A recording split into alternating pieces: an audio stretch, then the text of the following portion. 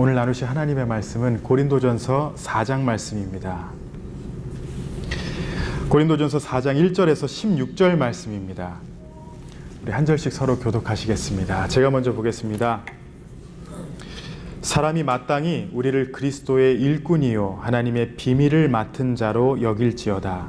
그리고 맡은 자들에게 구할 것은 충성이니라. 너희에게나 다른 사람에게나 판단받는 것이 내게는 매우 작은 일이라. 나도 나를 판단하지 아니하노니 내가 자책할 아무것도 깨닫지 못하나 이로 말미암아 의롭다함을 얻지 못하노라. 다만 나를 심판하실 이는 주시니라.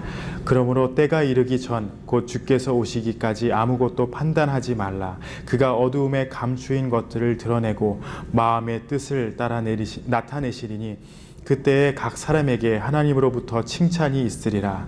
형제들아, 내가 너희를 위하여 이 일에 나와 아볼로를 들어서 본을 보였으니 이는 너희로 하여금 기록된 말씀 밖으로 넘어가지 말라 한 것을 우리에게 배워 서로 대적하여 교만한 마음을 가지지 말게 하려 함이라. 누가 너를 남달리 구별하였느냐? 내게 있는 것 중에 받지 아니한 것이 무엇이냐? 내가 받았은즉 어찌하여 받지 아니한 것 같이 자랑하느냐? 너희가 이미 배부르며 이미 풍성하며 우리 없이도 왕이 되었도다. 우리가 너희와 함께 왕 노릇하기 위하여 참으로 너희가 왕이 되기를 원하노라. 내가 생각하건대 하나님이 사도인 우리를 죽이기로 작정된 자같이 끄트머리에 두셨음에 우리는 세계 곧 천사와 사람에게 구경거리가 되었노라.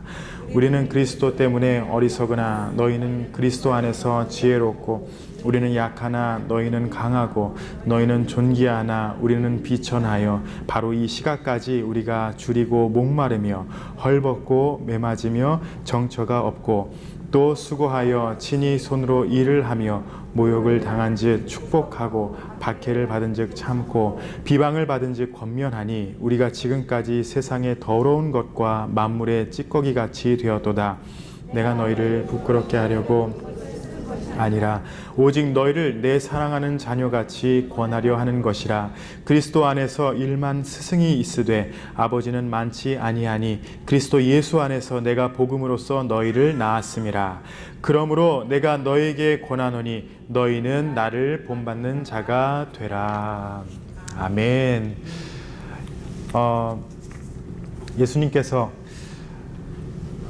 주기도문을 가르치시기 전에 너희는 이렇게 기도하라, 이러한 모습으로 기도하지 말고 어떻게 기도하라 라고 마태복음 6장에서 우리에게 가르쳐 주십니다. 바리새인들과 또 많은 그 지도자들의 모습이 그 당시에 사람들 앞에서 나타내기 위하여 이런 성전이나 또 길거리에서 두 손을 들고 아니면 엎드려서 하나님 앞에 많이 기도하였습니다. 그런데 그들의 중심이 진정 하나님 앞에서 기도하고 간구하기 위해서가 아니라 예수님께서 그들을 지적하셨던 것은 무엇이냐면요, 사람들에게 보이기 위해서 왜 기도를 하냐 이거예요. 하나님이 아니라 왜 사람을 의식하고 기도하냐 이겁니다. 그리고 그들에게 제자들에게 무엇이라고 가르치냐면은 너희들은 골방에 들어가서 아무도 보지 않는 데서 은밀한 가운데에 하나님 앞에 기도하라, 이렇게 가르치십니다. 고린도 교회 성도들을 한번 돌아보시면요, 그들은 나타내기를 좋아했습니다. 그리고 하나님께서 주신 그 은사를 사용하는데 하나님의 영광을 위하여 사용하는 것이 아니라 사람들에게 나타내고 그것을 서로 비교하며 내가 더 높고 내가 더 잘났다라고 교만한 모습으로 교회 생활을 하고 있었던 그들의 모습을 우리가 이 고린도 전서를 통해서 계속해서 발견하고 있습니다. 우리가 지지난주에 고린도전서 3장을 마쳤는데요, 바울이 그 교회가 하나님의 교회는 건축물과 같다라고 이런 표현을 합니다. 그리고 그 기초가 누구예요? 바로 예수 그리스도가 기초가 되고 예수 그리스도를 중심으로 우리가 그 교회를 세워나간다라고 말합니다. 기초는 든든한데 그 위에 세워지는 건축물이 이 세상적인 것들, 금, 은, 보석 여러 가지로 세워지는데 마지막 불로 심판하실 때에 세상 것들은 다 태워져서 없어지고 불을 견디고 우뚝 서는 것은 바로 영적인 것이 남아있다라고 우리에게 말씀하십니다. 예수님께서 기초가 되시고 그 위에 세우는 것은 바로 영적인 것이다 라고 가르칩니다. 교회에서 봉사하고 헌신하고 수고하고 모든 것이 겉모양은 비슷하지만 마지막까지 남는 것은 무엇이에요? 바로 영원한 것, 영적인 것입니다. 내가 나를 자랑하고 나를 앞세우는 것은 여러분 다 없어지는 것입니다. 교만 없어질 것이에요. 허무한 것입니다. 주님 주시는 힘으로 주께 감당하듯 감당하는, 우리가 오른손이 할 때 왼손이 모르는 그런 사역, 그러한 봉사, 그것이 바로 하나님께서 말씀하시는 영원한 것, 하나님께서 기뻐하시는 모습인 줄로 믿으시기 바랍니다. 4장에서는요, 오늘 말씀에서는 좀 더 구체적으로 하나님이 기뻐하시고 인정하실 만한 그 아름다운 교회에 관해서 사도 바울이 우리에게 전해주고 있습니다. 그리고 말씀하시는 것이 하나님 앞에 충성스러운 일꾼이 되어라 라고 선포합니다. 사람들에게 인정받는 그런 교회가 아니라 하나님 앞에 인정받고 충성하는 그런 교회가 되라라는 것이에요.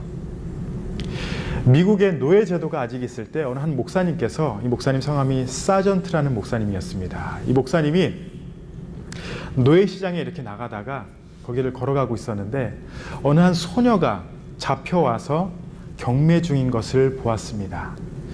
목사님은 이 소녀를 보고 불쌍한 마음이 들어서 가까이 다가가서 그 소녀에게 이렇게 얘기했다고 합니다. 얘야, 내가 너를 사줄 테니까 저 악한 주인으로부터 내가 너를 사줘서 너에게 자유를 주고 그리고 너를 내가 어떻게든 해줄 테니까 그렇게 하면은 네가 정직하게 살 수 있겠냐, 이런 질문을 하셨습니다.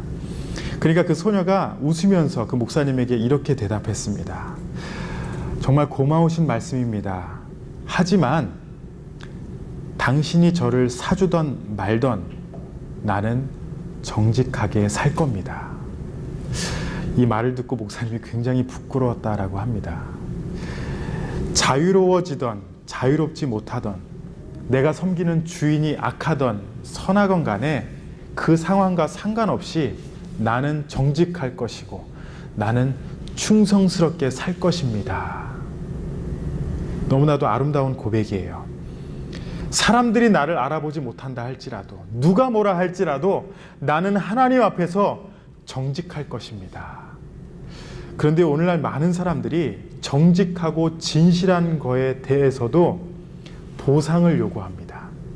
내가 진실하게 살면 나에게 무엇을 줄 겁니까?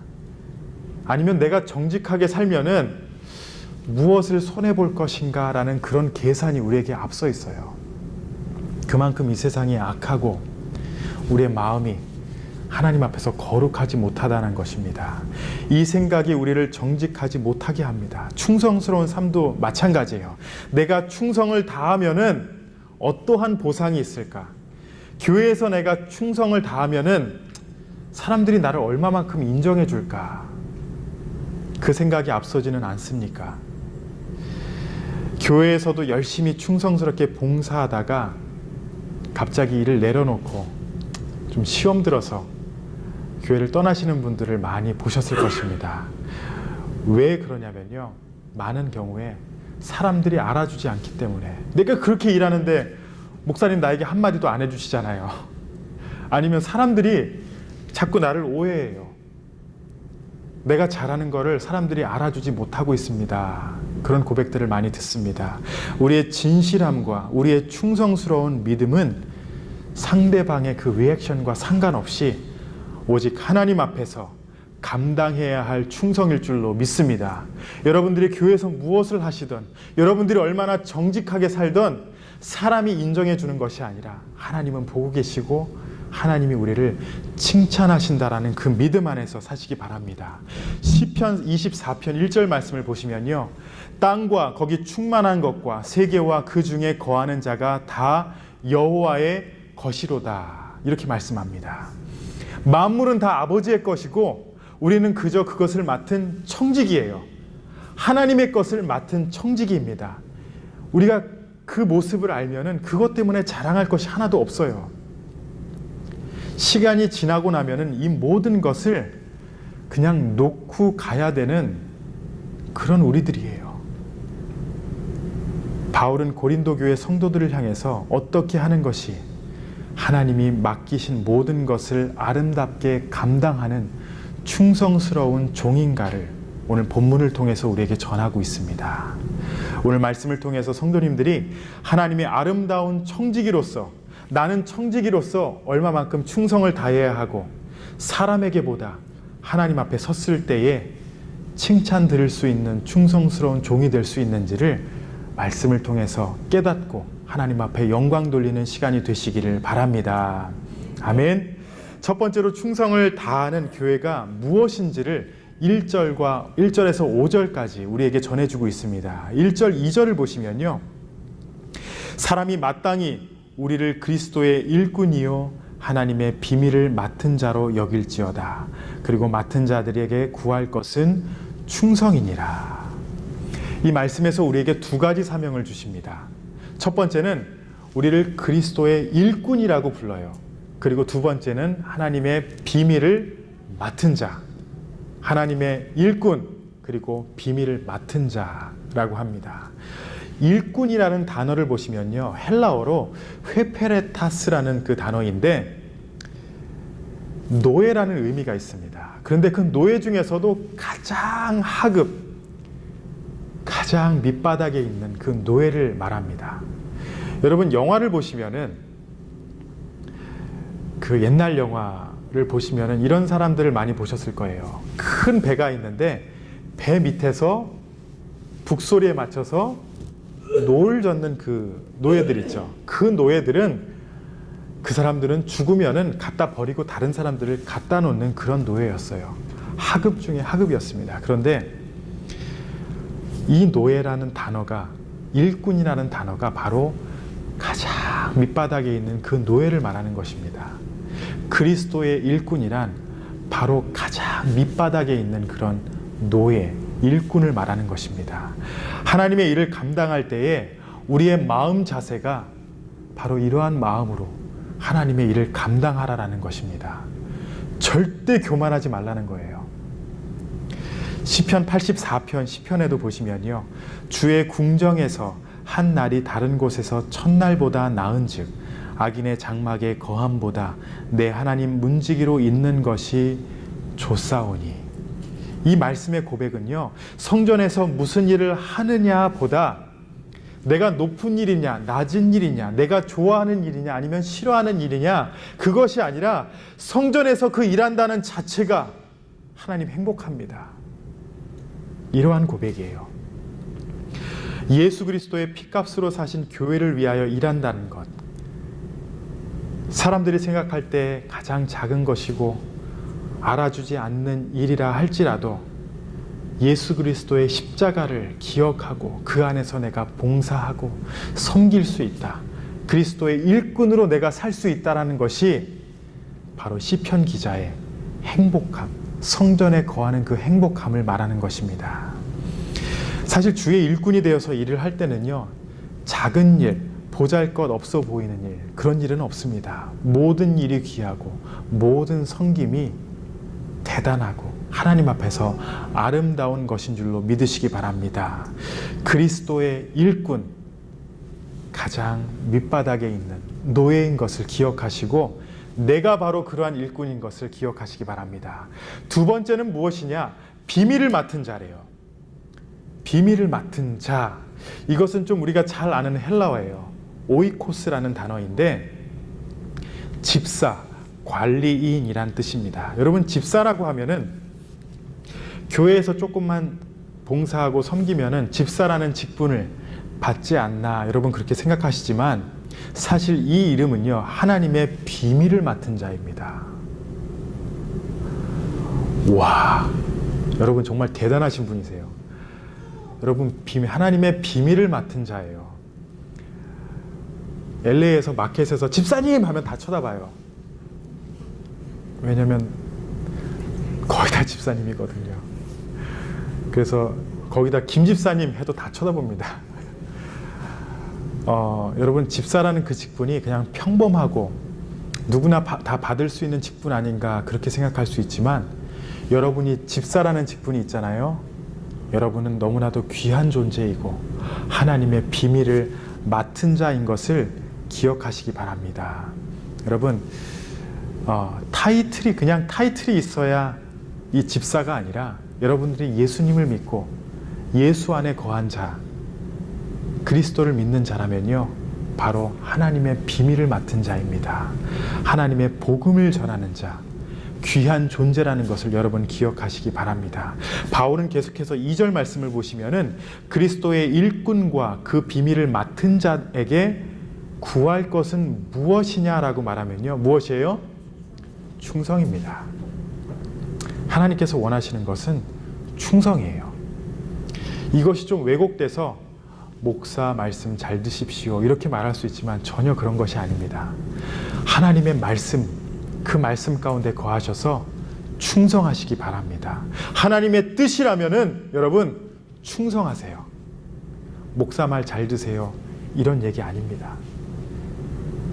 리더 말 잘 들으세요. 분명 그게 하나님의 뜻일 수도 있습니다. 그러나 하나님의 뜻과 하나님의 말씀 가운데에 여러분 충성하시고 그것에 최선을 다하시기 바랍니다. 구약 성경에 바로 모세가 이러한 모습이에요. 민수기 12장 7절 말씀을 보시면요, 하나님은 모세를 이렇게 말씀합니다. 내 종 모세와는 그렇지 아니하니 그는 내 온 집에 충성함이라. 하나님의 뜻이라면은 바보같이 충성했어요. 왜 저랬을까? 아니, 지도자라면은 그렇게 행하면 안 될 것 같은데, 좀 품위 있게 행해야 되는데 왜 저랬을까?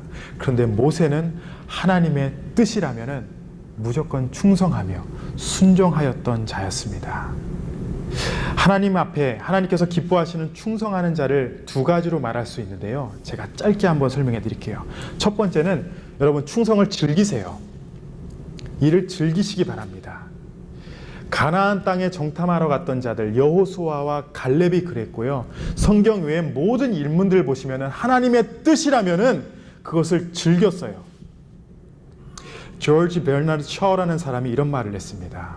이 세상에서 가장 바보스러운 사람은 자기 직업을 의무로 생각하는 사람들이다. 내가 지금 일하고 있는 것, 그것을 그냥 의무로 생각하고 매일매일 힘들다 그 생각 가운데 살아가는 사람이 가장 바보스러운 사람이에요. 여러분, 직장에서도 그렇고요, 교회에서 봉사하시는 것도 그렇고 여러분들이 그것을 즐기기 시작하잖아요. 하나님께서 나에게 허락하신 것이라고 여러분 믿으시잖아요. 그리고 한번 즐겨보세요. 그냥 피할 수 없기 때문에 그냥 즐기자, 그게 아니라 하나님이 여러분을 그 자리에 집어넣어 주셨어요. 여러분, 그럼 즐기세요. 즐기세요. 분명히 하나님께서 즐기시는 여러분의 삶에 역사하십니다. 그리고요, 충성의 두 번째 특징은 변함이 없다라는 겁니다. 여러분, 세상에서 가장 잘 변하는 것이 무엇이라 생각하세요? 여러분 한번 손을 들어보시기 바랍니다. 이렇게 한번 손을 들어보세요. 그리고 여기다 얹어보세요. 그리고 고백해보세요. 바로 납니다. 내가, 인간이 이 세상에서 가장 많이 잘 변합니다.